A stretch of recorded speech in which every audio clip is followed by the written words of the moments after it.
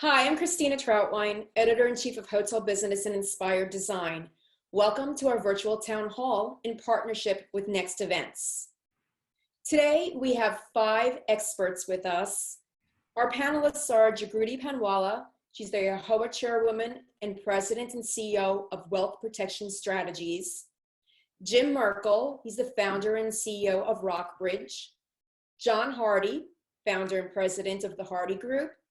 Alan Benjamin, president of Benjamin West, and Cindy Estes Green, the CEO and co-founder of Calibri Labs. So I just want to take a minute to go over the format. This session is an hour long. I'm going to kick it off with a question or two for each of our panelists, but the majority of the hour will be given over to you. We have about 600 attendees today for this virtual town hall. Please type your question into the Q&A box, and I'll try to get to as many as possible. We will be covering this town hall in the May 15th issue of Hotel Business, as well as online at hotelbusiness.com. The session is also being recorded and will soon be available online. Thank you to those of you who donated to Hospitality Cares. We've already raised $5,000 for this charity through this town hall alone. For those of you who haven't done so already, you can donate to the Hospitality Cares Coronavirus Fund to assist people in our industry who are experiencing financial fallout due to this global pandemic. To do so, you can go to hospitalitycares.org. Also, I want to say a special thank you to Access Point Financial, who is sponsoring this town hall today.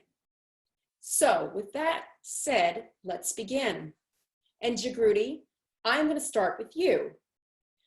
AHOA is the largest hotel owners association in the nation, with close to 20,000 members who own almost 1 in every 2 hotels in the US. What is the key message you want to share with hoteliers during this challenging time? Christina, first of all, thank you very much for allowing us to be a part of this amazing panel today. And as we discussed earlier, unfortunately, this is the new norm. Instead of us meeting in a person, we're here doing the virtual town hall meeting. But I think this is really important for us to all provide our feedback and insight what's happening in the industry. As you know, the 20,000 hotel owners, our owners own probably over 45,000 plus property in the United States. 1 out of every 2 hotels in America are owned by AHOA members. The message that we have been giving to all of our members since this epidemic started is that we are all in this together and we will get through this together. And that is a fact, because all of us are feeling this is an uncharted territory. This is new for all of us. As an association, from the day one, when everything started, we have made sure that we're providing educational resources for our AHOA members so they know what are some of the steps they have to take to protect their employees and protect their staff and make sure the properties are clean and are open for ready for business.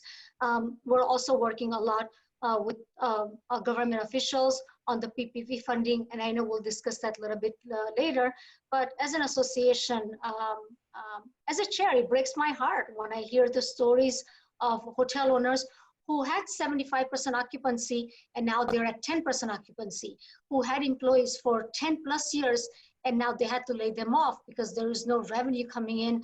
There's nothing at the property that the employees can do to keep their job.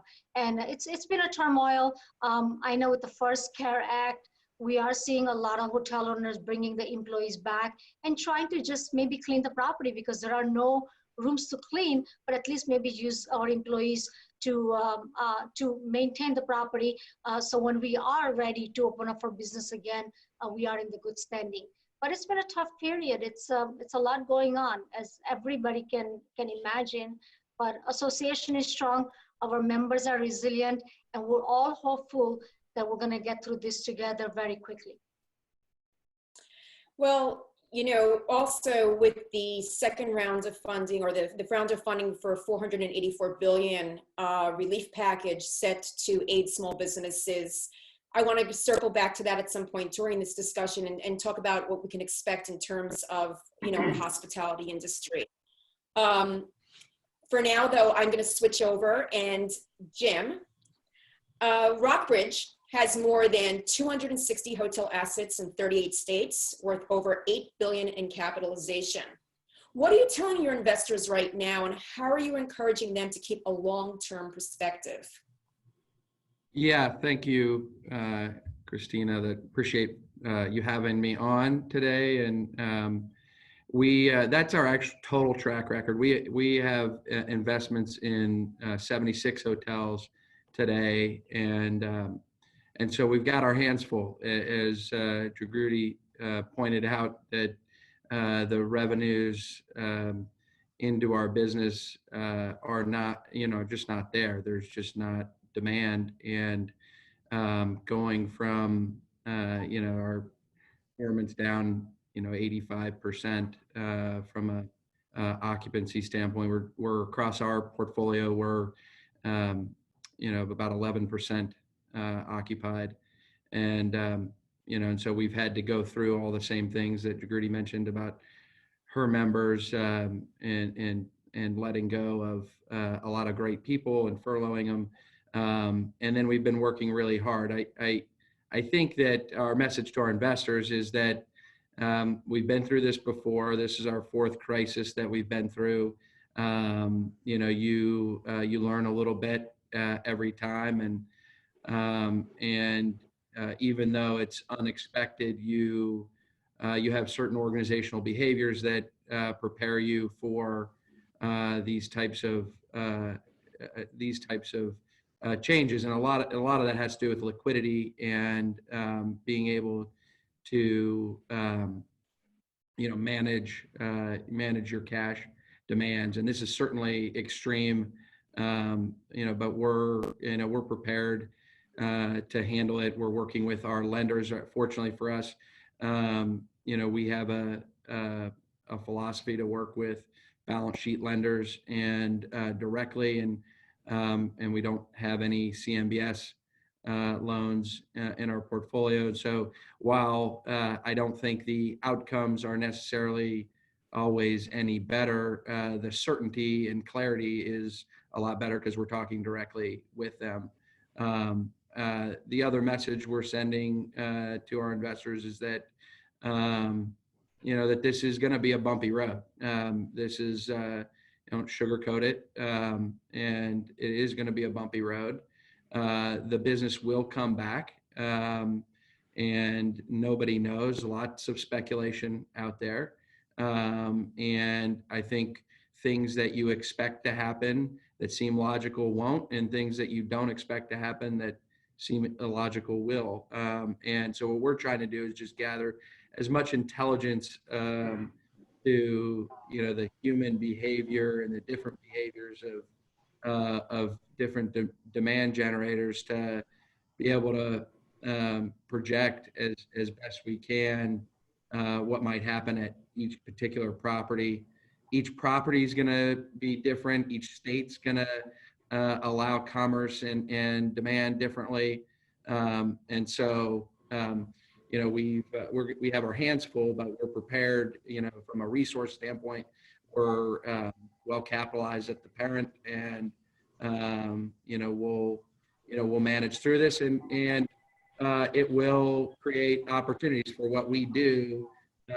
We are a capital provider and investor, and provide high risk capital to the industry, and we're going to go through a period of time here over the next 24 months that if you have a loan coming due and you have no historical data, if you need to sell or you need capital, it's going to be very, very difficult to get visibility, and it's going to wreak a little bit of havoc on the capital markets and the lending community, and create just challenges for us all to manage through. Okay, thanks, Jim. John, I'm going to switch over to you. The Hardy Group offers development services from deal formation to operational turnover. Are development projects proceeding, or are they shutting down? If so, how many? I would say it falls into three buckets. One group has stopped completely. One group hasn't gotten to construction yet and haven't had to face the decision, and the other group is accelerating as much as they can. So it's a mixed bag, and I think anybody that doesn't have financing right now is not going to get financed anytime soon. The markets have dried up, as Jim probably knows. So I think that it just depends on how well capitalized someone is or how aggressive they are. It's a good time to get things done in a property if it's closed down or has low occupancy. You can move quicker on construction. You can save money. You have less lost revenue, obviously. So it's a mixed bag, and I think it's going to take a little while to sort all this out. Okay. Alan, as the head of a leading FF&E and OS&E procurement firm, describe the FF&E global supply chain today. Is it open? Well, first of all, thanks for having me, and it's a great panel and certainly a time for the industry to have more communication, and things like this are great. Yes, the supply chain is open. If I roll back to the 6-week period from March 1st going back to the middle of January, we were having constant calls with our clients about how to get products out of Asia, specifically out of China. And China overall, from a FF&E and OS&E standpoint, did a very good job. Probably 90–95% of the concerns turned out to be unfounded. Not to say that there weren't a few projects that had something late, but it was usually a week or two, usually not more than that. They put rules in place for the factories to reopen after Chinese New Year. Things such as a certain number of masks they needed. I think it was 2 masks per day for 30 days, temperature control, etc. And they got it back open. Fast forward to today, China overall is doing very, very well, as are Vietnam and other parts of Asia. The US is doing well with specific issues. As Jim was talking about, different states are going to have different hotel rules. There's different rules now in terms of what factories are open. There's some issues in Boston, some issues in the Carolinas, some issues in California. Hopefully that's not going to be in place for much longer.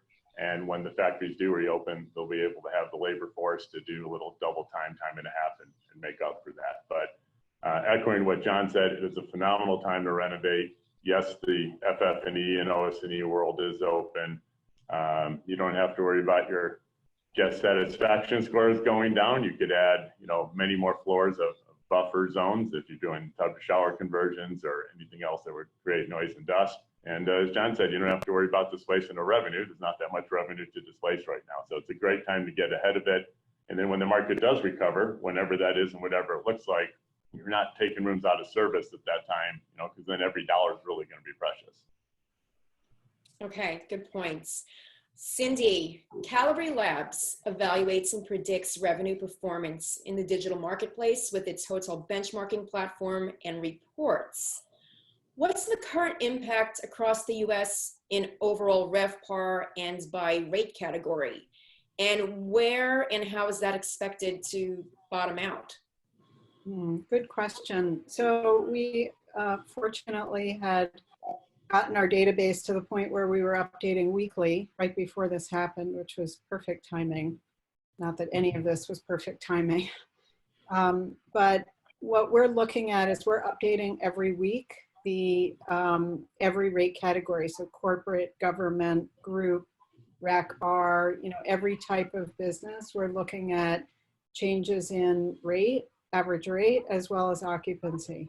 And what we're seeing is, as everyone knows, the occupancy is down now to, on average in most markets, we're at 85, 90% down. So, while there are still hotels that are doing 40 and 50, 60% occupancy in a few markets, for the most part, the across the database, across 35,000 hotels that we track, we're looking at 80 to 90% reduction in occupancy.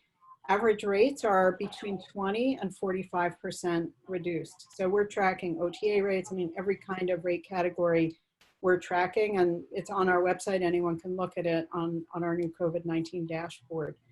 So what we're seeing is we're trying to track some leading indicators to start seeing when things will turn around. We're tracking group pickup, which is still net negative, taking into account cancellations as well as new pickup. But we're expecting at a certain point, the cancellations will taper off and we'll just have normal pickup that will gradually move into the positive range. So it hasn't happened yet and it won't. We're not at the bottom yet. We anticipate, we ran scenarios from the industry being down 15% up to 65% annualized for 2020. We ran these just as part of our work with AHLA and AHOA in the lobbying efforts for the CARES Act. We were looking at the overall industry all the way down to cash flow to kind of make the point how fragile the industry would be once we get past 15% reduction in revenue. We're now somewhere, I'm looking at somewhere between 40 and 65% is what we're going to end up annualized. If you were to ask me today, I would probably say we're looking at 55% down across the industry. But that is not, it's a very uneven recovery we're going to have. We anticipate there's quite a few properties in secondary and tertiary markets. The middle tier and lower tier hotels will bounce back much quicker. So we've actually run recovery curves looking at 18, 36, and 48-month recovery on a lower tier, middle tier, and upper tier hotels. And we're doing it by market.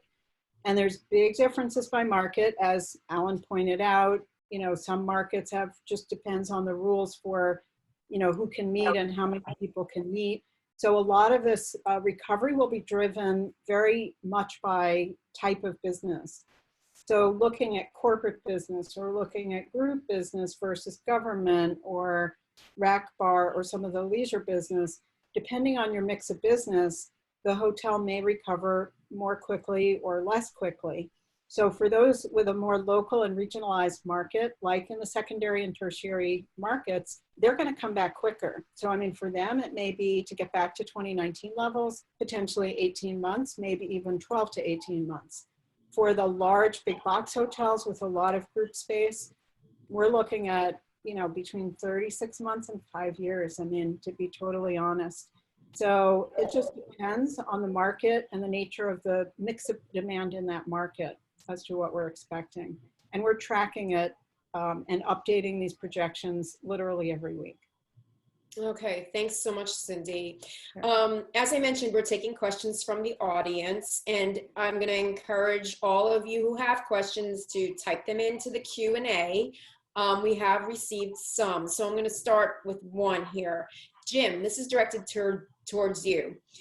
As both someone who owns hotels with mortgages and a lender yourself, how are lenders dealing with repayment and delinquencies on debt payments for hotels not generating any revenue today?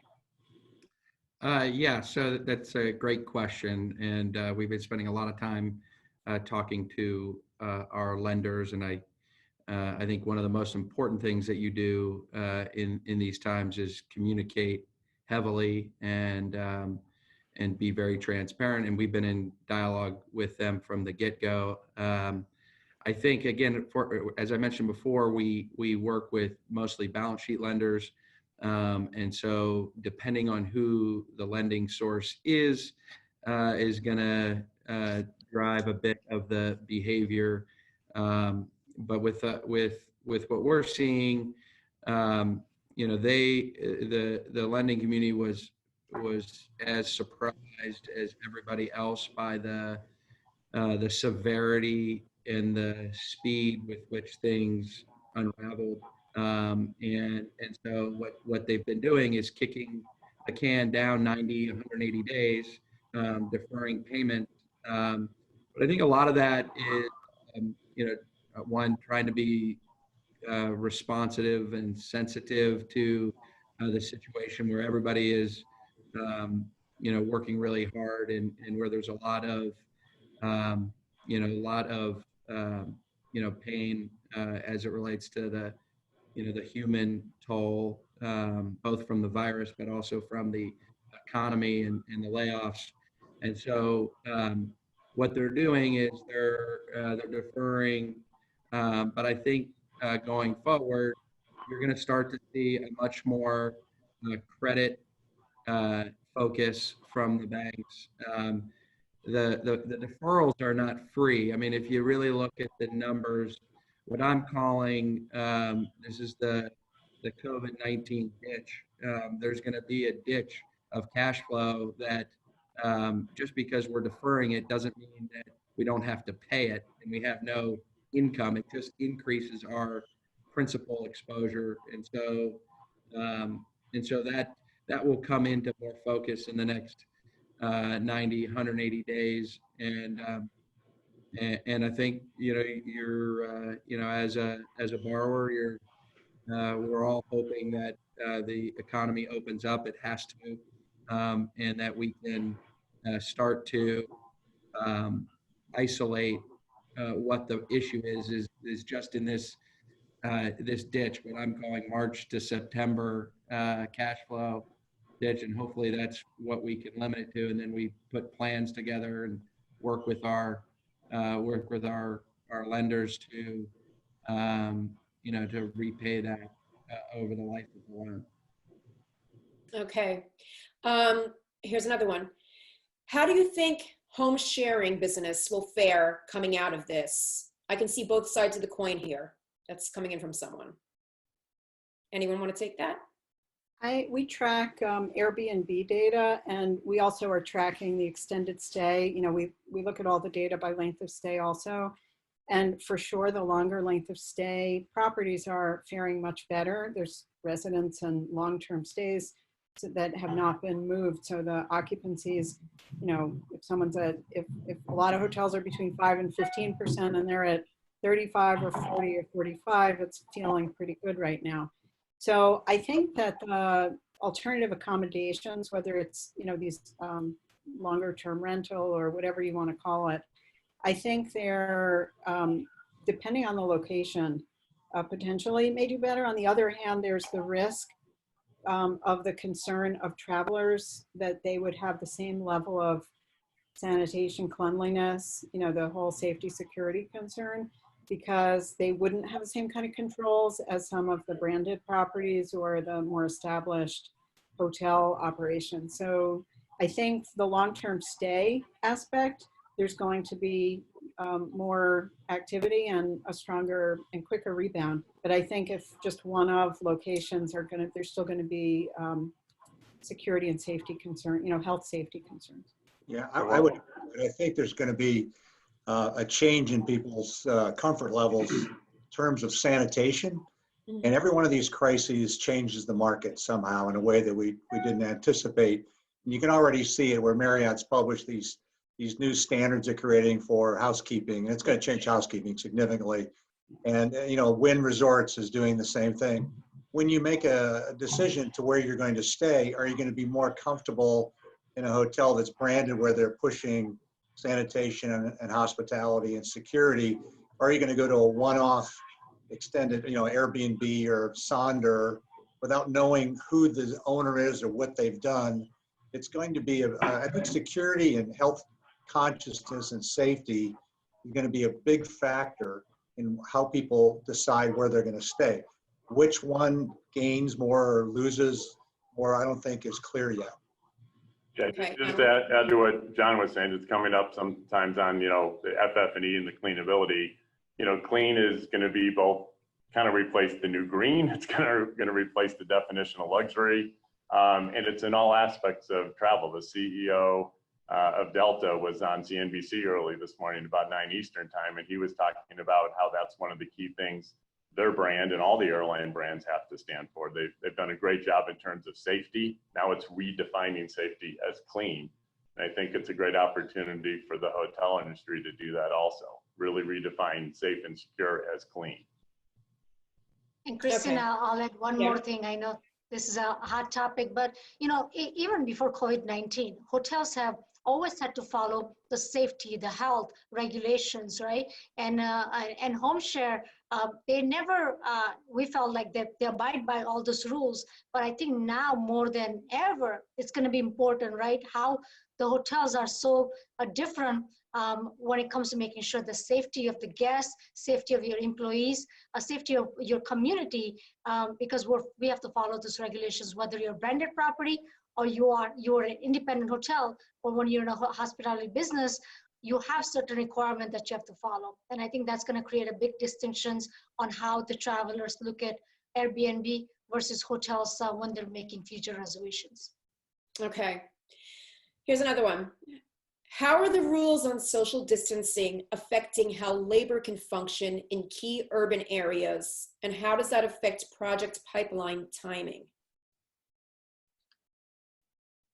I can take that one a little bit from an FF&E vendor in California that makes lighting. They were telling us they normally have about 140 people. They're now running 2 shifts of roughly 80 people so that they still have a production line working. They still are able to get product out, and they're adapting. They're also taking temperature of every employee as they come in. So I think, you know, it's this entire time, for no matter what part of the industry you're in, it's going to be a time of innovation and flexibility and trying to find a way to get the job done while still being flexible. I'm sure John can talk about what's going on at construction sites and what they're doing for the ones that aren't shut down. And most of them are not shut down. They're considered essential services and still going.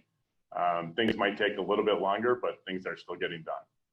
And we've had very few projects shut down because of health reasons. They either have been the owner decided to pull back, conserve cash, or projects in New York or the Bay Area have been shut down because of local authorities. But we did have one construction project shut down because we had someone test positive for COVID-19. We stopped for a week, and the contractor did their best to sanitize it, but there are no regulations for cleaning or sanitizing a construction site. They don't exist. So they used what you use for a house. And this is a 220 room hotel. And so they had to improvise on how they did it, but they did the best they could, and they waited a week and started back up again. But there's a lot of crazy things like that happen to us now that we just have to deal with as they pop up. Okay. Jim, I have one that's directed for you, directed at you. Do you expect transaction activity to pick up at any point in the near future? And what will it take for investors to feel comfortable buying and selling properties again? Yeah, it's a great question. I think that looking at what we've done is we've looked at prior experiences we've had going through different crises, and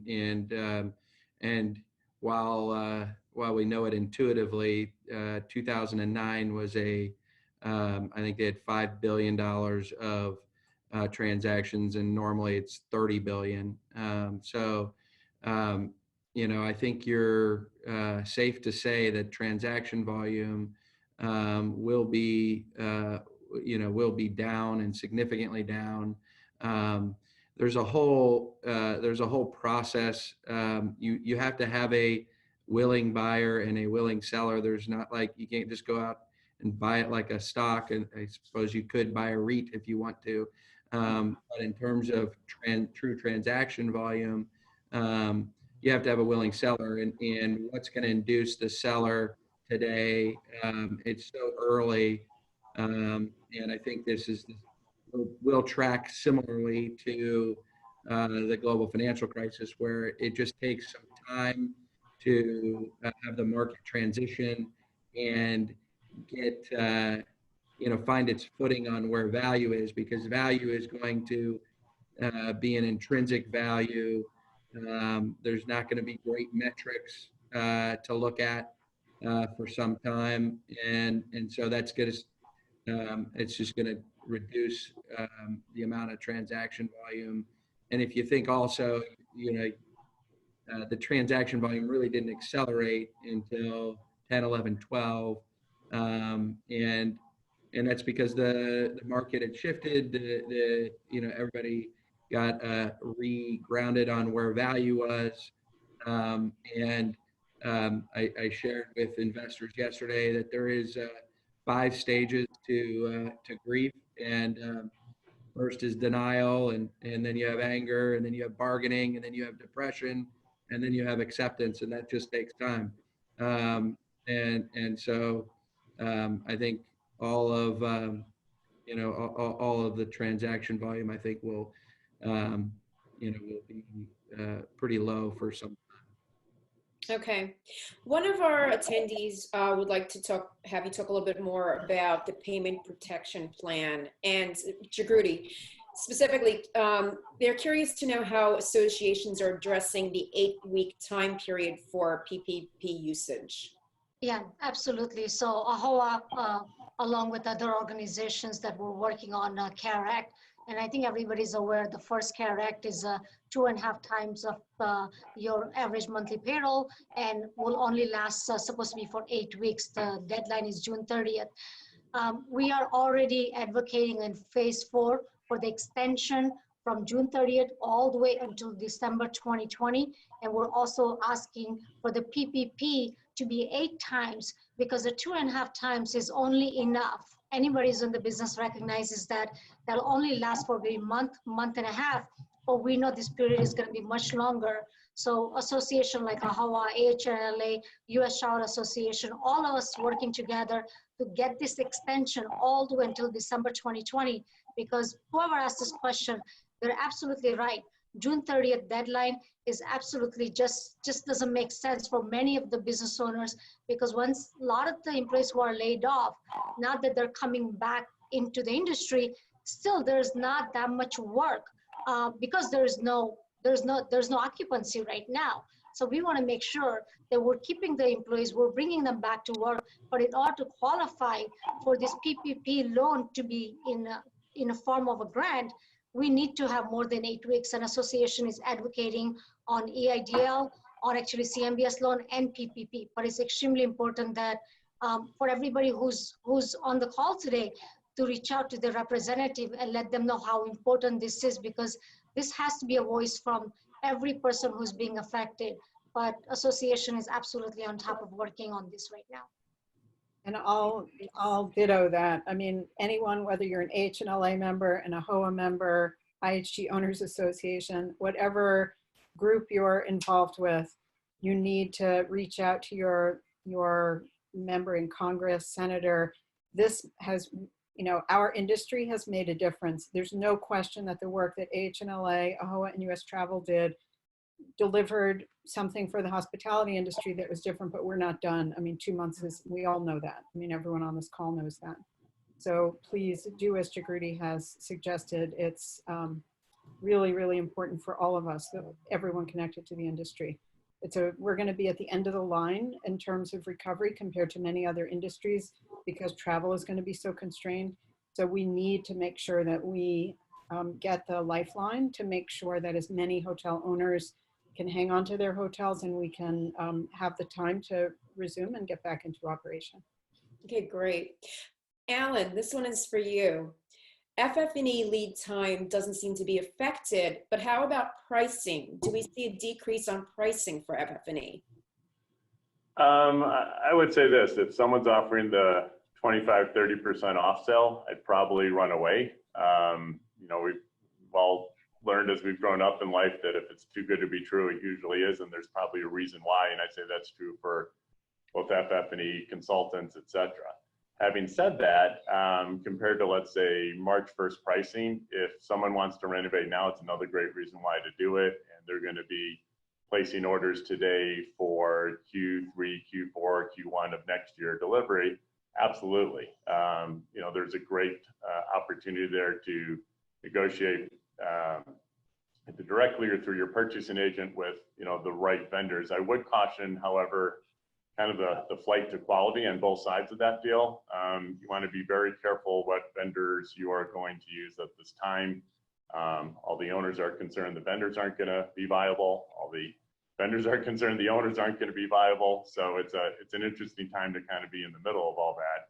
But to answer the question directly, yes, there should be good opportunities, and it's another reason, along with some of the things that John talked about on the labor savings that you could do if you take out half a hotel and give it to the GC for their renovation versus the floor at a time. It's a great time, and there are savings to be had, but with a little bit of caution.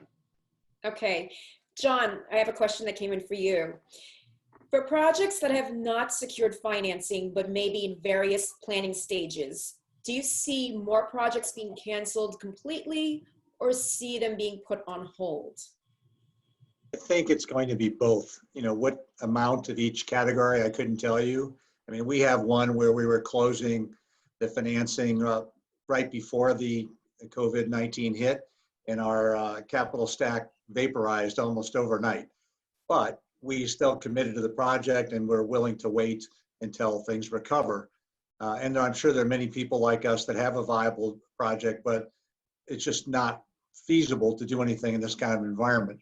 Then there are other people that may have been doing things that weren't viable, but they were doing it anyway, and those are going to fall by the wayside, I think. But how much of each one, who knows? Every time we have one of these crises, it disrupts everything significantly.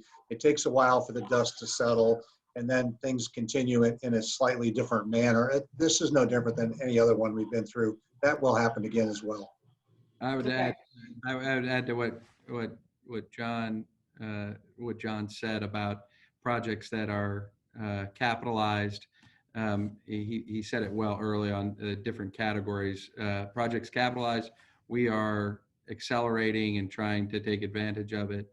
One of the practical things that we have to remember is that the banks and the capital markets are just not focused on new deals at the moment. So even there are going to be banks and financial institutions that will lend, and the good projects, as John said, will get done, that have good good merit and good sponsorship. The ones that shouldn't have gotten done just won't get done in this environment. And the lenders, the lenders went into this crisis as healthy as they have ever been. And their reserves and their capitalization is really, was really in strong shape going into it. So I think you're going to see once they get their arms around what their credit exposure is today, I think you'll see, some getting back to business. But you just have this practical lull, and then put on top of that we're all working remote. It very difficult to move things forward in the immediate near term. Okay. Here's another one. Who should supply PPE for guests and hotel staff, and how will this be purchased? Through purchasing companies and OSC departments, perhaps? That is a good one. Alan, do you have a perspective on that? I can tell you I have had a couple of our OS&E and a couple of normal categories as FF&E, window and bed treatment fabrication people, explain that they have converted some or part of their production to that now. In terms of who's going to supply it, I'm sure you can get into operational issues, brand specific issues, possibly even legal issues. From a hotel standpoint, is it hotel provided or guest? Does the guest walk in with it? But our industry is responding to it, and there are a lot of OS&E people that are already currently making that. So yes, the industry is doing it. In terms of who's going to supply it, I don't know. That might come up to the brand, the operator, the owner's direction. Not sure. And again, as Jim was saying and John was saying, it might also be state to state. Yeah, I think I saw where both Wynn Resorts and Marriott will give a guest a amenity pack when they check in, which will have their mask and different sanitizers and other types of things. And it's going to change things such as shampoo, right? Where everybody was going to bulk, distribution of shampoos and rooms. I think that may go back to the individual containerized items again, but it may be when you check in, you're handed a package, of all these different items to take to your room, at least for a while. That's going to be a big change, I think. Mm-hmm. Christina, Yeah. one thing I wanted to add, I think, what's happening in the hotel industry is a lot different than what happened 9/11 or recession. It's almost a 7 times more effect. So I think we're going to see the hotel industry change in many ways. I really believe it. You take a look at the breakfast that if you go to Europe or any other countries, that's never an issue because the breakfast is not served from many of the hotels. But in the US, we're so accustomed to providing full breakfast, the hot breakfast, the cold breakfast to our guests. And with the sanitation of what's happening right now, you've seen most of actually, I would say probably all the brands have stopped doing that because of the sanitation. So I believe that those are things going to change for very in a long term, as well as the airlines have changed their standards after 9/11. I believe the hospital industry is going to have some major changes to protect our guests and protect employees, and also to just change the landscape of the industry for a long term. But something like breakfast removal from the brand standards, I think you're going to see some of those changes. And I'm hoping that we're going to see some of those changes for good. And it'll be replaced by designer masks with the branding of With the your branded logos. Envoy or Hilton Honors, or yeah. Another location for Bonvoy to go on to. Yeah. Here's Yeah, I Jim, go ahead. would just add to that I do think we have to remember that we live in a free country and people get to choose what they want to do. And our industry is as adaptable, it's really a microcosm of, I think, the human spirit. And I think that we will adapt to what the customer wants and how they feel comfortable. And so we're going through, and as everybody is, what are the new protocols? But I think it's important to remember that people might not want masks. They might, if they didn't already have a mask walking in, they might not care to have a mask. And so we're just going to have to be really thoughtful and really pay attention to what the customer values. And that's really our goal at the end of the day as a owner is to really provide an environment that the customer values. And I think this will be an example of that. And I think we'll all adjust to, what makes sense. So you just mentioned about wearing masks. Here's another question. When will conferences and trade shows return? How will full service hotels handle this logistically? Will people attend if they have to wear masks and social distance? And will this panel attend if they have to wear masks? So we've done a lot of modeling for each of the rate categories. So groups is certainly one of them and will absolutely be the latest to recover. But as I said earlier, some of the local and regional group business will come back sooner because the legislation and guidelines and regulations will differ in different markets. Some may say you can't have more than 50 people in a gathering for the next 6 months. And some may say 100 and some may say 30. So I think in local and regional markets, there's going to be a quicker recovery based on what the local rules are. For some of the bigger events that draw from a much larger range of the population, the big conferences, the trade shows, those may take longer. And part of it is going to be driven by either federal or state regulations that it's not the hotels or the host is going to decide. There will be guidelines for it. And it could very likely be that some people are just not comfortable for a while, whether they wear a mask or not. They just don't want to take a chance. They don't even want to get on an airplane. So the group business is going to, we anticipate that the smaller groups, the local and regional groups may start coming back within 6 months, but some of, the duration of the recovery for group will just be much more protracted, where it could be, 2 to 3 years before we start seeing some of those groups really come back in the kind of numbers that we expect, which is why we're looking at 4 and 5 year recovery times. The only thing I would add to that, I think a lot depends on the science and where the science is in terms of cure, vaccination at the time. Absolutely. Proceeding up to that event. If it gets to a situation where it really is not much different than the flu in terms of ability or opportunity to get it, and if you do get it, the outcome, I think, a lot of people will travel. We all travel through H1N1 and, the various different prior ones, but obviously nothing's been exactly like this. So I think it's going to really depend on the timing of the event and the timing of where we are from a science standpoint. It is great that everyone in the travel industry is giving extreme flexibility now, so that people are trying to be positive and look forward and book something, but if it's not right even a week before, you have the ability to cancel and postpone. One thing yeah, go ahead.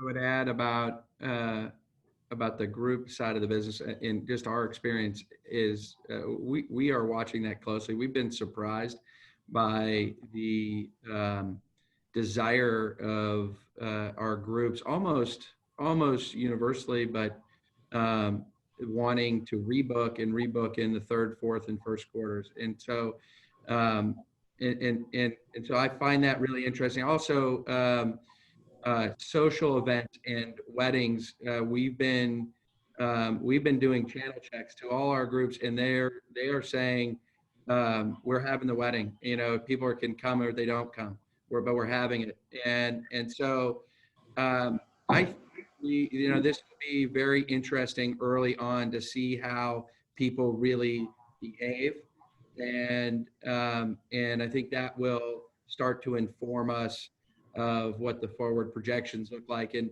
this is moving really, really quickly.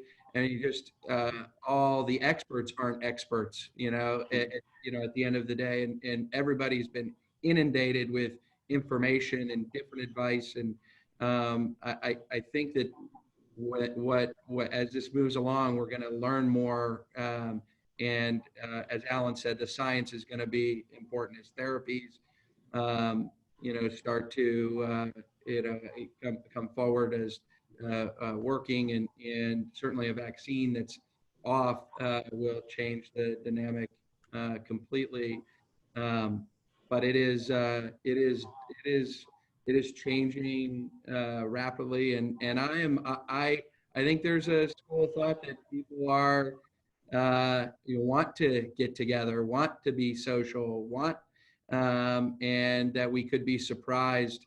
And I've to date, I've been surprised about the groups, and then even new groups that are booking, that we're selling, and they're signing contracts. And so it's going to be again a bumpy road, but I think we'll figure out how to adapt to it, and the business will reach new demand levels and new highs, going forward for sure. Okay. Here's a question for the group. Are there thoughts of bringing on infectious disease or other specialty healthcare consultants to evaluate properties? And is there going to be more emphasis on antimicrobial, I can never say that, materials going forward? Antimicrobial, right. Yeah, I think it's going to change a lot of things. I think designers are going to be thinking differently about a room. Is it going to be all white tile in the bathroom that looks cleaner? I think there's going to be new fabrics created that don't exist right now, that are, that do not attract or do not support the growth of virus or bacteria. There's going to be innovations that we haven't even thought of yet that are going to present themselves over the next few months or years. I think will be good, but it's all going to start down that road. Well, one thing I could add is we do a lot of senior living in addition to pure hospitality, pure hotels. And that industry has done, it's probably a little bit ahead of the hospitality industry overall in terms of the antimicrobial and different types of protective fabrics and those types of things. But the hotel industry itself has a lot of different finishes now. So versus 10, 15 years ago, you can have a very nice feeling, residential looking fabric with incredible durability and incredible antimicrobial ability also. So that's there. I agree with John, though. It's going to become, part of that forefront. Just as I said, clean is going to be it moving forward for the next couple of years. But I think as has been said before, there's so much, right now we're in the middle of it. There's no vaccine, there's no treatment. The moment there is, everything could change. I mean, we've had so much pent up demand for all of us who are travelers. Like, we all want to get back on the road. So it may be like a switch flipping once there's treatment and therapy, but we're not there yet. And we don't know how long it'll be. And it could be, 12 months, 18 months, 20, we just don't know. So I think that, our focus on cleanliness and sanitation is hyper focused right now, but it could be once we're going to forget, like, people forget this stuff really quickly. Yeah. Like, we all forget when the danger is past. It doesn't mean there won't be another virus or another pandemic, and then we'll kind of know better what to do. But I think from where we sit now, we just have so much unknown and it's so uncertain. It's all we can see. It could be that we're sanitation crazy for the next 3 years, and then all of a sudden it just like vanishes Right. because Everyone gets comfortable again. better. Yeah. Yeah. Yeah, one thing, the industry already has a lot of experience at hygiene and sanitation through the years when we had to deal with asbestos and then mildew. So all the techniques and protocols for cleaning buildings from having some infectious disease or a carcinogen, that's well established. There are companies that do that. It's not inexpensive to do, but you can make a building clean. It's going to be challenging to keep it clean. That's where we're going to have the challenge. Yeah. Okay, Cindy, this is for you. After keeping up with many webinars and panels, some are making predictions that drive-to markets, especially in the South with warming spring weather, may rebound more quickly than other regions. Do you or your associates see any markets, states, or regions that are already seeing slow or noticeable bumps in occupancy? So I won't name any markets now. We're actually just doing a market review, but I think that's absolutely true. I mean, even as we say, you know, my comments about group business being slower recovery, you know, weddings or social groups or small groups, family reunions in certain regional markets, I think they're going to come back pretty quickly. And I think because of this pent-up demand, we are going to see that, you know, in the next 6 months. I don't think that's going to take that long. So I think for sure the drive market, we have seen secondary and tertiary markets that are more dependent on the drive traveler already sustaining better results, and definitely maintaining business that, you know, local corporate versus national corporate, even that's going to be different because you've got local corporate accounts. They're going to start traveling again, and the regulations in their community will enable them, whatever those are, to do that sooner, and that'll pick up. So I think that the drive-to markets will definitely rebound earlier. The problem with the fly-in markets is that you've got people coming from so many places.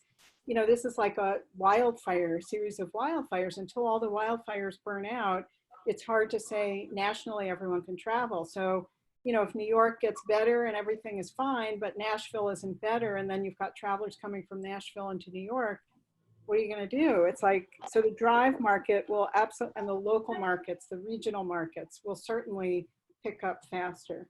So yeah, I think that we've seen that. We're actually we're looking at top 60 markets right now to start looking at recovery curves on those, because and they're going to be different for sure, because those that are dependent on the more diverse demand from more diverse areas and a higher percentage of air travel, the demand will be lower. But I think that there's still going to be this pent-up demand for local, more demand than there might have been for local travel, where, you know, people will drive for their family vacation this summer or towards the end of the summer when they can, instead of fly, but they're going to be desperate to get out because everybody's got cabin fever. Okay. Jim, I have a question for you. For developers, owners, and investor funds that are able, does this period become a buyer's market for potential acquisitions? Well, it's certainly prices are going to be lower. I mean, there's no question. And again, part of what I was sharing before is what you're going to see is the people that were sellers and not long-term holders that didn't get their last dollar in 18 and 19 and continued to hold are going to be true sellers at some point here in the near future. And it's certainly in the buyer's favor today. And it will be a buyer's market for some time. Simply the data won't be there. It'll be difficult for lenders to underwrite, and therefore it'll impact values, and so the buyers will absorb that in the price, that uncertainty. Okay. And Jim, I'm going to stick on you for a second. Another person asked, have any of Rockbridge's hotels been identified by the government for a hospital overflow program? Yeah, we did. We are actually pretty far down the road on the negotiation to make it make one of our hotels a quarantine hotel, so people that didn't show, weren't in the ICU or very sick, but needed to be isolated. And we ended up not being able to do it because of our insurance carrier in claiming a change of use. And then our deductible went to a level that didn't make sense for us to do it. So we have not done that, and that was as close as we got, and it just didn't make sense, and we could not get the insurance company over the issue. Okay. So there's time for maybe about 2 more questions. Everyone always likes to hear something positive. So do you think a we're all in this together attitude will prevail in the industry? And what are maybe some opportunities and some positives that have come out of this whole health crisis, whether for the industry or for your own organization? So Christina, if I may start. Yeah, when all this started, all of us felt very alone. But I see a lot of hotel owners, members of AHAWA, helping each other, helping the community, donating food to the local shelters, providing masks. A lot of members are actually making masks themselves. So I think this message of sticking together is really important, and I think it's resonating. We're seeing many people, many of our members understanding how important it is to stand by next to each other. And that's our hope, that we will stick together and we'll stay united. And it will help, because at this time, we all need to support each other morally more than ever before. Right. Yeah, one thing I could add to that is I'm just continually blown away and so proud of our team of how they have stepped up. Friday, March 13th, ironically, Friday the 13th was the last day we were all together in our office, and they've just performed amazingly well. We haven't, still cutting 7 digits plus a day worth of checks. They haven't missed a check, haven't missed a PO, haven't missed any expediting or anything else. And it's been great to see the team step up. We think they're phenomenal, but it's great to see how phenomenal they really are in a time like this. And hopefully that will carry forward when we all get back in the office. I see some potential improvements just from my discussions with our clients. I think that this is causing a very close examination of costs, and everybody who was so good at managing costs will come up with new ways to be even better. And I think the brands with their book direct campaigns may replace what in 2009 was a big spurt in OTA business. I think may be replaced instead by direct business coming in through the brand programs, which I think would be a plus. I hear a lot of discussions with my clients and have had many discussions about the organizational structure. We just can't afford to have siloed revenue management and sales and digital and all these different departments. I think we're going to move to commercial teams that are much more efficient. So this is something that we should have been doing, and everybody said they wanted to do. But now we had the reset button pushed, and I think we're going to become a much more efficient operation, because all of that overhead that sort of piled up over the last 10 years as the economy was strong and the growth was buoyant, I think will force a much closer examination to be much more surgical about the way business is acquired, which is a really good thing. And I think that's going to be super positive that comes out of this.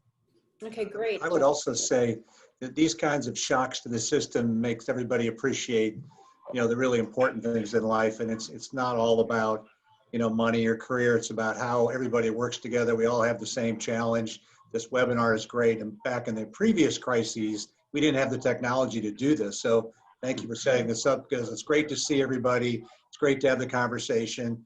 And we're not at a conference, but we can still interact and share thoughts, which is good for everybody. So I would just, add that the human spirit in such tough times, we've just seen great,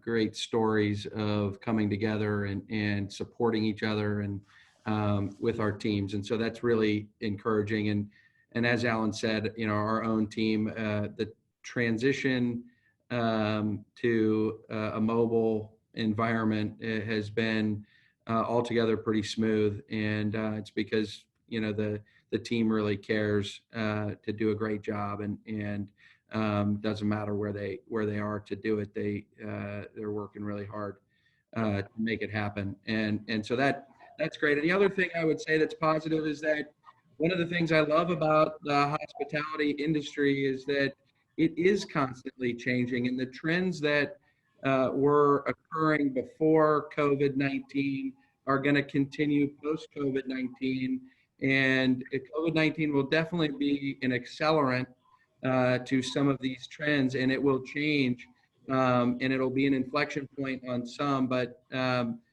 I think that's what makes our industry interesting is that we are trying to create opportunities to and create environments rather that people want to be in, that today they want to be in. It's different today, it's going to be different tomorrow, and this will definitely create change, but it will lead us to a better place.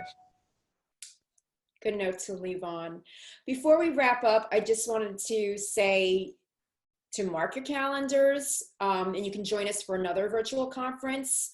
It's going to be the next event in the next virtual series, and it's in partnership with Next Events Hotel Business and Inspired Design, and that's on April 30th.